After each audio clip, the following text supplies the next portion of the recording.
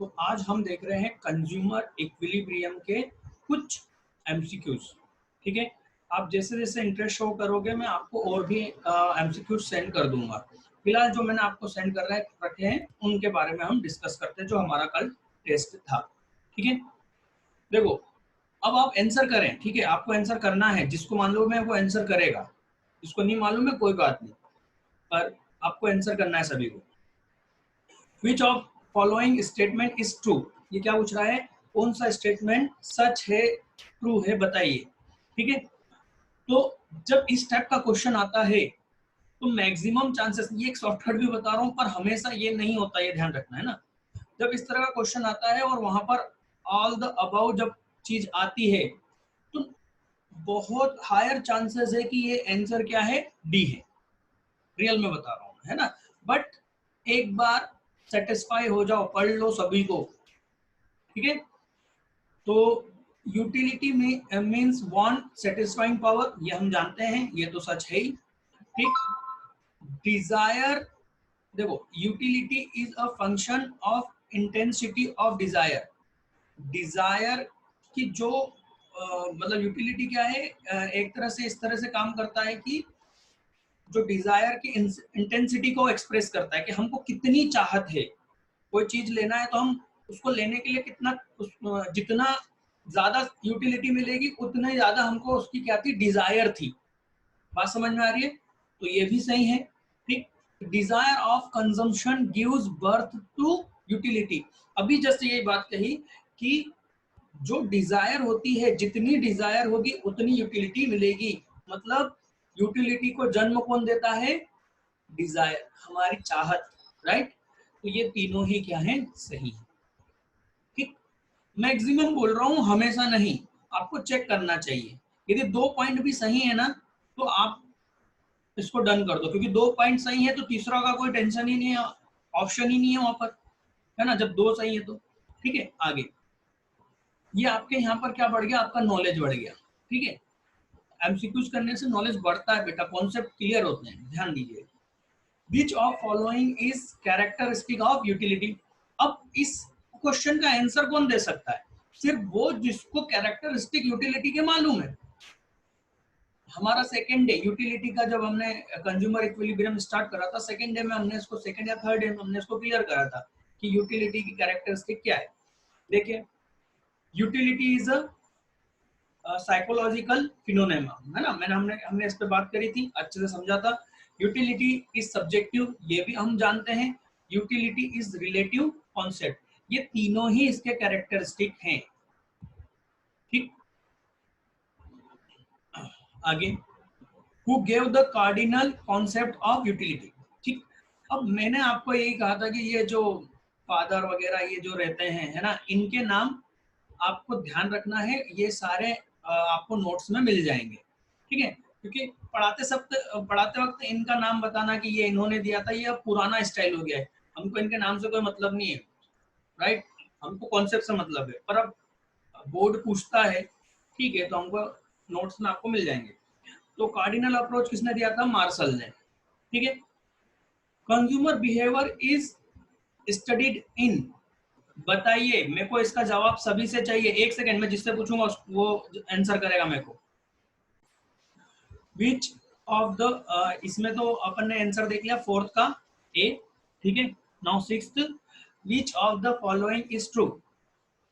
अब इसमें भी हमको मैक्सिमम, हमको क्या मालूम होता है, हमने क्या बोला, मैक्सिमम क्या होता है, आंसर ऑल होता है। उसको ध्यान से बस देखना है, हमको 2 चेक करना है, 2 सही है तो हम ऑल पे लगा देंगे, है ना, पर फिर भी पढ़ लेना, क्योंकि मैंने सीपीटी किया हुआ है सीए का, तो उसमें इसी तरह से फास्ट करना होता था, तो उसमें ऐसी चीजें ध्यान रखनी होती थी। क्या है, T U increases till M U is positive, explain करना है। T U increases till M U is positive, अब इसका आंसर कब दे पाओगे, जब हमने, आपको याद है टी यू और एम यू के बीच में रिलेशन पढ़ा है ना, उसमें ये क्लियर था कि टी यू इंक्रीज होगा कब तक, जब तक एम यू क्या है, पॉजिटिव है। बिल्कुल सही। T U is maximum when M U is equal to 0, बिल्कुल मैक्सिमम होगा टोटल यूटिलिटी और mu जब तक जीरो नहीं हो जाता या जीरो होगा तब ये क्या होगा मैक्सिमम, और उसके बाद में क्या होगा mu नेगेटिव होगा। mu नेगेटिव होगा तो वो tu को क्या कर देगा, डिक्लाइन करना चालू कर देगा, थर्ड। ठीक, now next, how we calculate marginal utility, right. Marginal utility को कैसे कैलकुलेट किया जाता है, इसका भी फॉर्मूला आपको दिया हुआ था। ठीक, पर फॉर्मूले के बजाय हम इसको समझते हैं कि ये क्या है।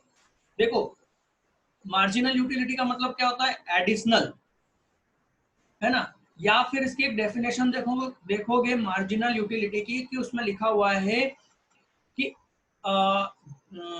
एक मतलब एडिशनल कमोडिटी को कंज्यूम करने से जो टोटल यूटिलिटी में क्या आ जाता है, चेंज आ जाता है, उसको हम क्या बोलते हैं, मार्जिनल यूटिलिटी। तो हमको क्या देखना है, चेंज किसमें आया, टोटल यूटिलिटी में। तो ये क्या है, change in total utility divided by change in quantity. Change in quantity का मतलब क्या हुआ, कि कितनी यूनिट हमने कंज्यूम एडिशनल करी, है ना, और कितना टोटल यूटिलिटी में चेंजेस आया।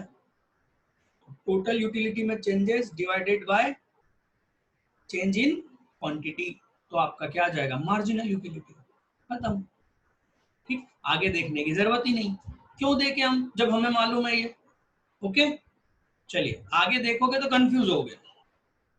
ठीक है, when tu become maximum, mu is, ये रहा ऊपर आंसर इसका आ गया, सॉरी, ये रहा, tu मैक्सिमम होता है तो mu क्या होता है, mu इक्वल टू 0। ठीक, सी पॉइंट। नाउ नेक्स्ट, ये इसमें बी आएगा, ठीक है ना। आगे, स्लोप ऑफ बजट लाइन या प्राइस लाइन, अभी पढ़ा था हमने। आंसर किसी ने पी एक्स पी वाई करा है, मैंने ध्यान से चेक, मतलब मैंने तो चेक नहीं करा है, मैंने आप लोगों को पहले ही बताया कि ये सेल्फ असिस्मेंट टेस्ट है बेटा। ठीक है, मैंने आपको बताया था P X divided by P Y, but यहाँ पर साइन का मतलब है बेटा, यदि माइनस साइन लगा हो तो इसका मतलब क्या होगा, इसका मतलब होगा कि वो नेगेटिव स्लोप है। और याद करो बजट लाइन कैसा था, नेगेटिव स्लोप था ना, तो यहाँ पर आएगा minus P X divided by P Y. ठीक, ए। इनडिफरेंस कर्व इज क्या है, कॉन्वेक्स, कितनी बार पढ़ा है अपन ने। Utility is related to by usefulness, satisfaction of human want, सब है, खत्म।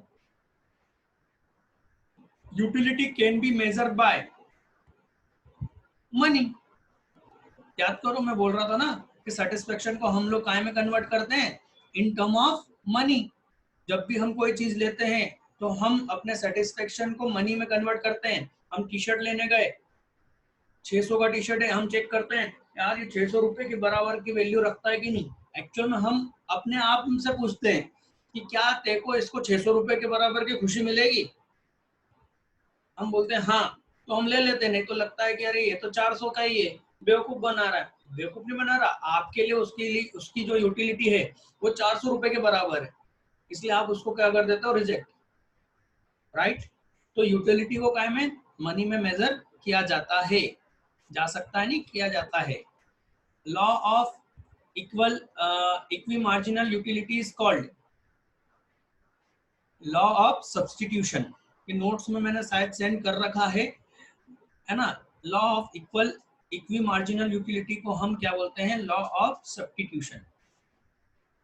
ठीक, क्यों बोलते हैं सर, देखो इसको क्यों का समझने के लिए तो बहुत बड़ी थ्योरी है ना। वो जो टू गुड्स वाला जो हमने स्किप कर दिया, राजवीर ध्यान देना बेटा, हमने वो जो स्किप कर दिया ना, मैंने आपसे पूछा था समझाऊं कि नहीं समझाऊं, ये वहां पर क्लियर होता है। इक्विलिब्रियम बाय टू कमोडिटी, इसलिए आप याद कर लो उसको, क्योंकि यदि आप बोलोगे कि नहीं सर ये इस कॉन्सेप्ट को छोड़ दो, कोई मतलब नहीं है, कॉन्सेप्ट के साथ साथ बहुत सारे लॉजिक भी छूट जाएंगे। ठीक है, एमपी वर्ड के हिसाब से वो आईएमपी नहीं था, और देख लो लॉजिक के हिसाब से बहुत खास था वो। Indifference curve slopes, indifference curve का स्लोप कैसा होगा, मेरे को कौन बताएगा? चलो सभी चैट पे मेरे को मैसेज दें, ABCD क्या है, जल्दी से। पर मेरी बात ध्यान से सुनो,